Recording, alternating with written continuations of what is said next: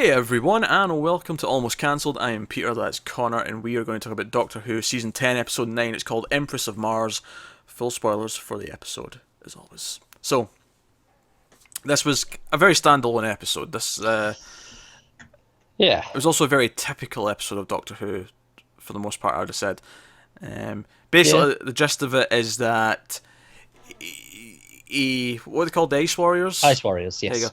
An Ice Warrior promised uh, a group of like the British Army, from Victorian times, riches on Mars. So they went back with him to Mars in his ship, and they're there. The Doctor and Bill show up, and eventually it turns out that the Ice Warrior was looking for his queen, and the queen is not as friendly, and shenanigans ensue. There's some sort of disputes about command in the British soldiers, and that's kind of it. Honestly, Yeah, I mean, in short, it's a Mark Gatiss episode. It stands out as one. do you know? I saw a headline earlier this week, and it was an interview with him. I didn't read the interview. It just said Mark Gatiss on why this was the Doctor Who episode he always wanted to write.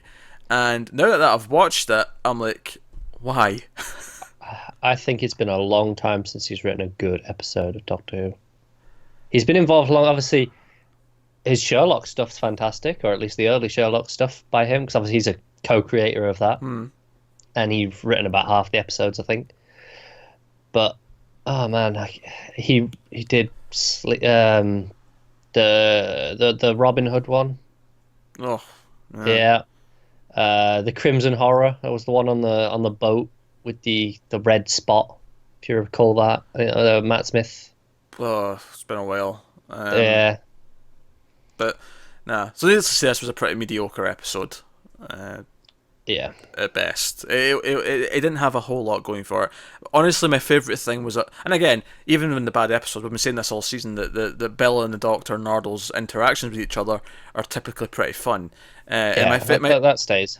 my favourite thing about the episode is legitimately Bill's running joke about referencing movies and the Yeah. Doctor not getting it. Which, by the way, Bill's a fan of the Terminator and the Thing. She's Just okay. good taste. Yeah. Yeah, she is a-okay in my book.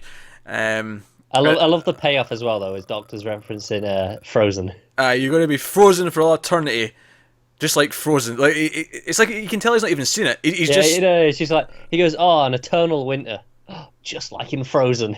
See, movie. and she's just like, that's not really. It's like yeah, technically, yeah, but come on.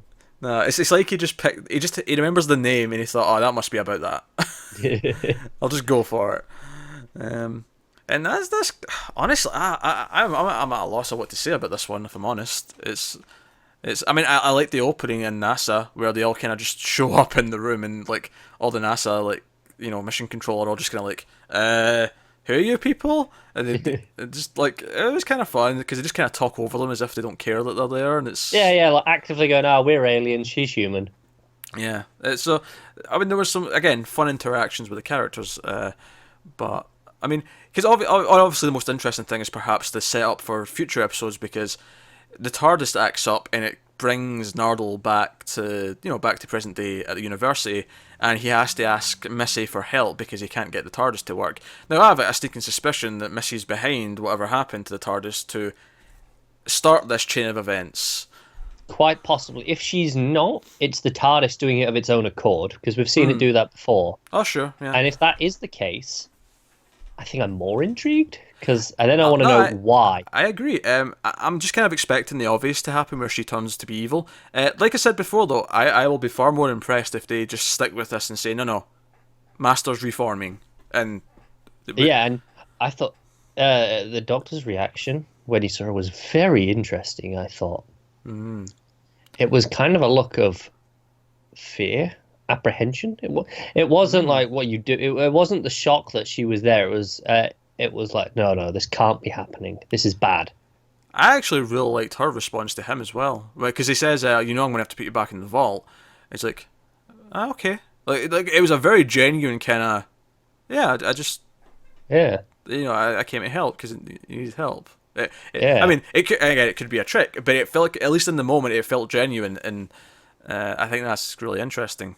It's almost this sort of school child thing where she's trying to learn, she's trying to show that she's learning, she's trying to be good, and she's like, no, okay, I understand. Yeah, yeah, it was really interesting actually that final scene.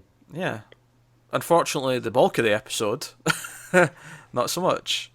I think part of the problem is that the Ace Warriors, especially in this case when they're all pretty well lit, feel super goofy. Yeah, that doesn't bother me personally because I'm just used to the Ice Warriors. Yeah, They're a staple of Who. they are, but I feel like they're kind of one of the worst staples because they're this weird comedy. Like, they sort of stomp around like the Cybermen, right? Yeah. But they have the kind of attitude that's a bit more similar to what are the small baldy aliens? Oh, you mean Strax? Ah, That that his guy. race, yeah. Yeah. Like they got a little bit of that attitude with a very militaristic kind of thing. Mm. They feel like a weird combination of other Doctor Who enemies kind of morphed into one. But because they look, and when I say they look goofy, they legitimately remind me of like a villain off a Power Rangers episode. No, no, you're right, and Yeah. it's because they never really got updated, did they? No. Uh, And I mean, I'm okay. Like I say, it doesn't bother me just because I'm used to them being like this. But the Daleks got updated, the Cybermen have been updated. These kind of haven't. I mean, on a technical level, sure, but on a design level, they haven't. yeah. I'd argue the Cybermen could probably use a little bit more of an update as it is anyway. Um, Make it maybe look them a bit more cybernetic as opposed to because they still feel very sort of Tin Man suit Well, they kind of thing. do, but they kind of are Tin Men I suits. know, but I mean, at least at the moment. it feels a bit more awkward when they're walking around though. It just feels a bit Sure, sure. it's a bit But off. I mean, I was the upgrade is significant still. yeah. Oh, sure. Whereas the Dalek, I think, actually works really well. Obviously with some upgrades, but their design works really well to be updated because they are just kind of a block. Yeah, Yeah, ultimately. they're saying, and the idea that there's something inside, obviously the Dalek itself. It reminds me a little bit of Krang from Turtles. They are very much like. I love how they're Yeah, basically just a cone with a plunger, but it somehow works. it does. Well, it's do you know what it is? It's because they're so unhuman that the weird design, even if it is a bit tacky, in the older days, and it is, Yeah, the design's still a bit weird in case it is just this sort of cone with a couple of things sticking out. Um, but it works because it's so unhuman. Whereas like stuff like the Ice Warriors, because it still feels like us the guy in a suit. yeah, and it's not like they're as iconic either, is it? No, so they look a bit more silly. Whereas a Dalek is so unhuman that even though it's kind of silly in and of itself, it still feels intimidating as it's what coming towards you, going exterminate, Yeah, exterminate. yeah, yeah. Uh, They've kind of earned that reputation. yeah. Whereas you look at an Ice Warrior coming towards you, and the show will have the music going as if it's scary, and the characters will act as if it's scary, but it's just not It's not. scary. No. No. Um. Yeah. So I don't know. Is there Yeah, any points you would like to make about the main plot, about the soldiers? I mean, Anything? I enjoyed the whole thing at the end. The idea of the coward standing up and him denouncing that this man doesn't represent us and I don't Mm. represent all of us. And you've got to take us. You can't take us based off a small sample. You've got to look at the wider society essentially. We are definitely not a uniform race like some of these alien species seem to be. Yeah, yeah, exactly. I like that bit. Yeah. That was nice. Oh, that was But okay. Like I but I feel like didn't really care about the yeah, characters. exactly. Like it was fine in theory and like in concept, but it is never like made me feel anything because I never really cared about the characters. Evil mustache soldier man. He yeah. Like obviously you get that he's this power hungry guy and he's doing this all episode and then he turns out to be even more of a coward. Where he just wants to run and leave them at the end. He's going on his way and I'm like yeah, it's kind of seen this going that way and it ends and it's Yeah, like yeah. It's very typical, but not even in a really a good way. nah. It was probably one of the weakest ones of the season. Probably the weakest one of the season for me.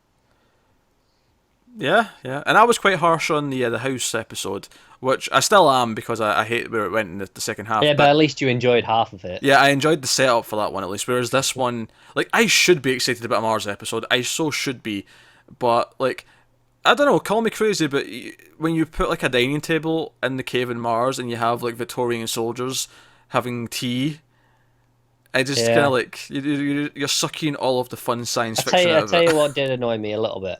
Mm, When they find the fire, and Bill's like, "Hey, fire means oxygen," mm. and then yeah, and then the doctor I'll test, and Nardal comes around. He's like, "Fire means oxygen." He goes, "Basic physics." It's like, No, that's chemistry, you moron. That's a good point. It is not. Yeah, it's not physics. It's chemistry.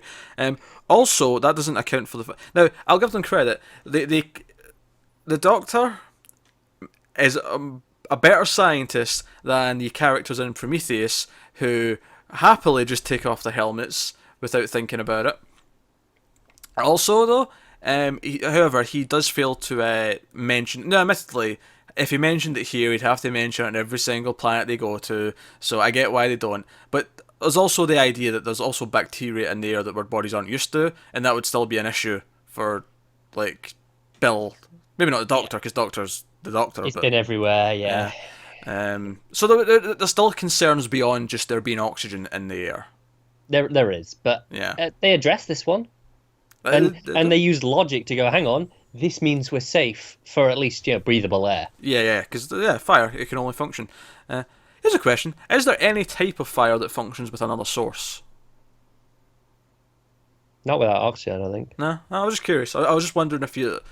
That's the three basic rules of fire. No, I was just wondering. Heat, fuel, oxygen, isn't it? So Yeah. No, I was just wondering if like another gas could produce a different type of like similar an equivalent thing. I mean, I've never heard of such a thing, but I guess Nor I have I. can't rule it out as impossible. I'll put that in my science fiction script. Yeah, there you go. Alien gas creates magical blue or slash green flame that looks like diamonds rising from. Why not? I don't know. Screw it, why not? You can tell we're not actually that interested in the main plot, but I feel like we've been on a lot of tangents about just Doctor Who in general. And this one. Yeah. It was not a great episode, and it's sad because I feel like every season has one episode where I go, that's the one I don't like. Like every season, like even my favorite ones, like they all have it. I think it was last season had that stupid found footage one. Was that the season before? It was the one that was all found footage, and it was awful. Wasn't there a forest one as well? Was that like season 8, maybe 9? The forest one was the fairy tale forest thing where it all popped up.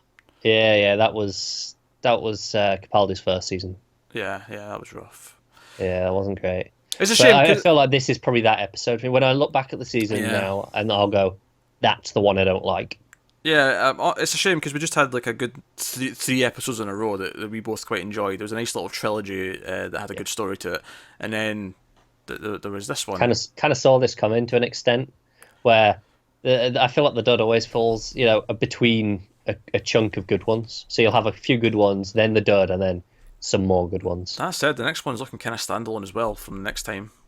Yeah, it doesn't necessarily mean it'll be bad though. Oh, that's not, of course, but it does look very standalone, and we only have a couple after that, so we'll see how it goes. Yeah, that's true. I'm not sure who's writing the next one, so I've got nothing to judge it on based on that, which is a shame. Just trying to see if I can see. I'm not familiar with the writer of the next one off the top of my head. It's a wild card. Yeah, I know it's the first episode of Who. It's a true wild card then. Nothing to go on. Yeah, I think they've done some stuff in the old series, but nothing of modern Who. All right. Yeah, I guess that's it. I mean, that is probably the least we've talked about the main plot all season, but honestly, it is legitimately uninteresting. It was, but like I say, at least Bill and the Doctor still good. That's just about enough to carry the odd episode like this. Yeah. It wouldn't sustain it forever, but when you have a chunk of good ones and then one bad one, that's enough to sustain through it. If there's another bad one, then it becomes a problem. Oh, I liked when one of the British soldiers starts laughing at the thought of a woman being in the police, and Bill steps forward and goes, "Look, you, I'll forgive your Victorian attitude since you're Victorian." Yeah. That was pretty good. Like, again, that's it. All the good stuff came from them. Yeah, it was all characters. It was all characters and little quips and lines that were good. Everything else was kind of and apart from the ending scene, which was at least somewhat interesting. Yeah. But there you go. So that's Doctor Who from this week. So let us know what you thought in the comments below. Like, subscribe, all that stuff helps us out. Get us on Twitter at mild_fuzz for channel updates. If you want to help out the channel and support us, you can head over to patreon.com/mildfuzztv. See what's on offer over there. But thank you very much for watching once again. Have you got any vanilla?